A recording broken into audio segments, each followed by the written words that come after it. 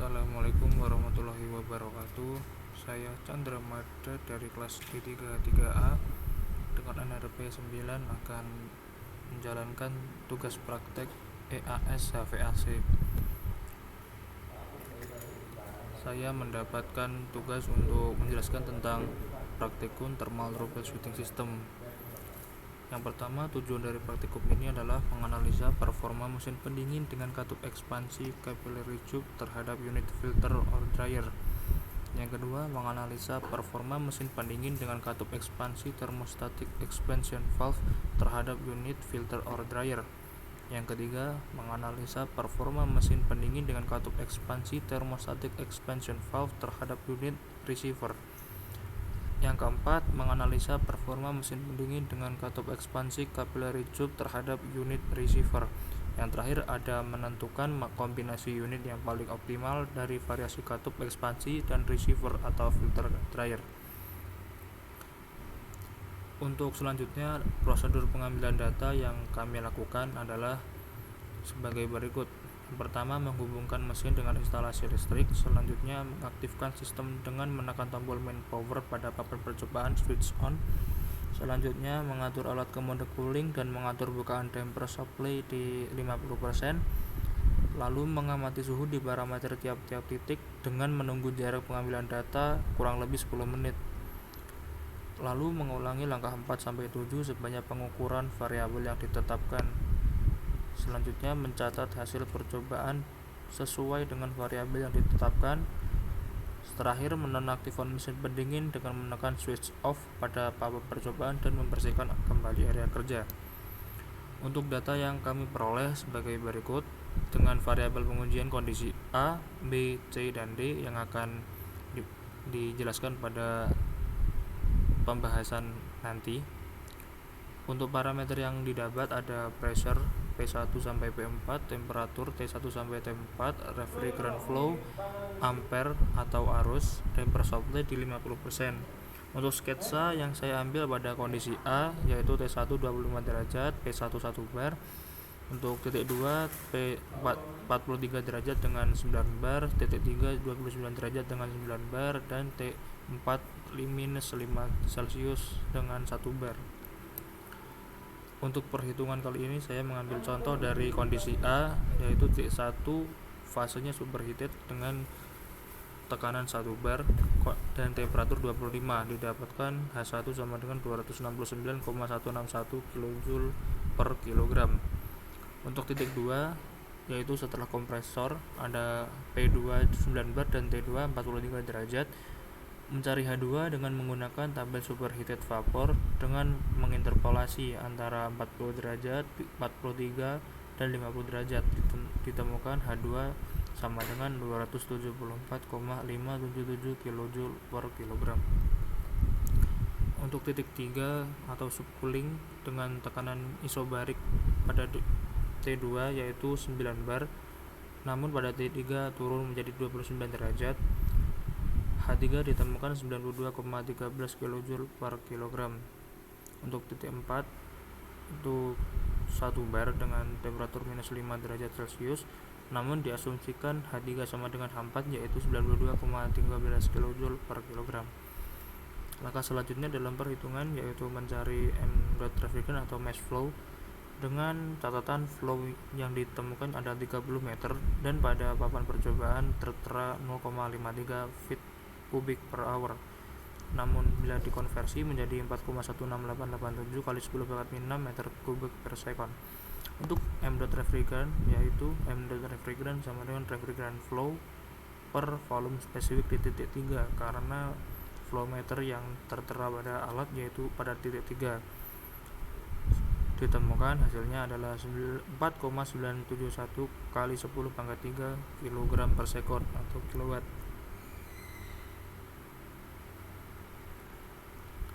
Maaf, tadi bukan kilowatt, tetap kilogram per second. Untuk selanjutnya ada mencari Q evaporator dengan rumus Q evap sama dengan m.refrigerant dikali H1 min H4.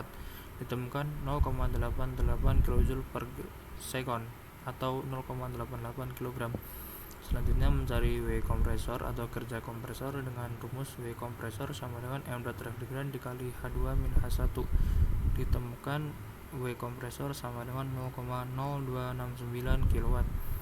Selanjutnya mencari Q condenser, yaitu dengan rumus Q condenser sama dengan M dot refrigerant dikali H2 min H3 sama dengan Q condenser 0,9069 kW. Setelah ditemukan semuanya, maka akan mencari coefficient of performance, yaitu rumus COP Q evaporator per W kompresor. Ditemukan COP pada kondisi A yaitu 32,68. Setelah mengetahui COP, maka akan dicari efisiensi kompresor. Sebelum itu akan mencari nilai H2 ideal, maka menggunakan rumus S1 sama dengan S2 atau entropi titik S1 sama dengan entropi titik 2 dengan interpolasi pada tabel superheated vapor R134A, sehingga ditemukan H2 ideal sama dengan 327,8945 kJ per kilogram. Untuk rumus B ideal sendiri adalah sama dengan H2 ideal min H1 atau sekitar 58,7338 kJ per kilogram.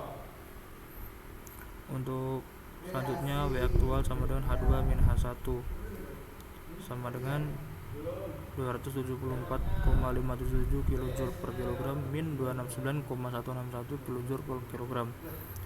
W aktual ditemukan 5,416 kJ per kilogram. Lalu mencari efisiensi kompresor dengan rumus efisiensi kompresor sama dengan W ideal per W aktual kali 100%, ditemukan 1084,5%. Berikut adalah hasil data yang kami peroleh dengan perhitungan. Dapat dilihat bahwa titik 1, titik 2, titik 3, titik 4 ada entalpinya, lalu M dot refrigerant cenderung sama, ke evaporator turun pada kondisi B dan C, lalu naik lagi kondisi D, sama juga untuk kondisi Q condenser naik, dan pada titik 4 sama dengan titik 2, W kompresornya naik lalu turun lagi pada kondisi D, maka COP pun juga turun dari kondisi A ke C namun naik lagi pada kondisi D. Berikut adalah pembahasan hasil pengolahan data. Dapat dilihat pada grafik perbandingan COP dengan kondisi A, capillary tube dengan unit filter dryer, kondisi B, campuran thermostatic expansion valve dengan unit filter dryer, untuk kondisi C, thermostatic expansion valve dengan unit receiver, kondisi D, capillary tube dengan unit receiver. Pada grafik di atas dapat disimpulkan bahwa kondisi capillary tube dengan filter memiliki COP tertinggi karena pada data tadi memiliki W kompresor yang kecil. Terlihat juga pada grafik COP menurun pada kondisi B dan C karena menurunnya nilai Q evap, sedangkan pada kondisi D nilai COP mengalami kenaikan karena Q evap juga meningkat. Untuk selanjutnya ada grafik perbandingan evaporator dengan kondisi A, B, C, dan D yang sudah tertera. Dapat disimpulkan bahwa kondisi A dan D memiliki nilai Q evap yang cenderung tinggi karena penyerapan kalor yang lebih banyak daripada kondisi B dan C, sehingga Q evaporator kurang maksimal. Selanjutnya ada grafik perbandingan W kompresor. Dapat disimpulkan bahwa dari W kompresor B dan C adalah yang tertinggi walaupun masih jauh dengan W kompresor yang berdasarkan nilai tegangan dan arus, yaitu 0,55 kW daripada kondisi A dan D yang mana disebabkan oleh mesin yang tidak stabil dan pembacaan parameter yang kurang akurat dari kami. Selanjutnya ada grafik Q condenser. Pada grafik ini dapat disimpulkan bahwa dari Q condenser di atas pada kondisi A, B, dan C mengalami kenaikan dan pada kondisi D sedikit mengalami penurunan. Selanjutnya ada nilai efisiensi kompresor. Di sini terlihat bahwa kondisi A dan D memiliki efisiensi yang lebih tinggi daripada B dan C. Efisiensi total sama dengan efisiensi kompresor, kurang lebih kondisi A dan D memiliki nilai efisiensi lebih dari 90% dan B dan C di bawah 90%.